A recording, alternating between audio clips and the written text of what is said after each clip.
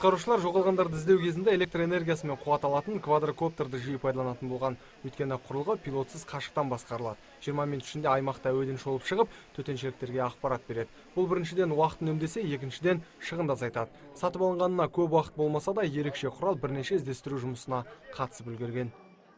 Түркістанда Сырдария бойында суға батқан кісіні соған қолданып көрдік. Табылған жоқ, енді ол кісі қазір жұмыс істеп жатыр, жақта 5 адам, біздің сүңгуірлеріміз. Енді жылы күндер енді келеді ғой, енді біздің мынау туристеріміз енді шыға бастайды. Құдай сақтасын, енді біз үгіт-насихатты жүргізіп жатырмыз. Ондай неге түспесін, төтенше жағдайға деп. Жағдайға түскен кезде қолданамыз деп ойлаймыз.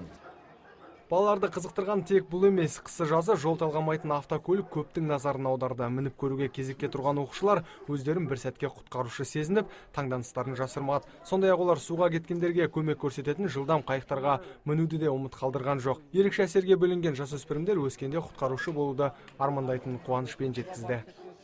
Жол талғамайтын көліктер, қарда жүретін, сол көліктерді көрдім, солардың атынан.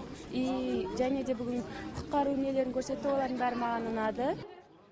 Алғыс-айту күні мерекесіне орай өткізілген іс-шараға оқушылардан бөлек жоғары оқу орнының студенттері қатысты. Арнайы баяндама оқыған төтенше жағдайлар департаментінің қызметкерлері жастарды ұлтқа бөлінбей, бір шаңырақ астында тату-тәтті өмір сүруге шақырды. Нұрсұлтан Тұрысбеков, Талғат Қырғызалиев, ТВК телеарнасының жаңалықтар қызметі.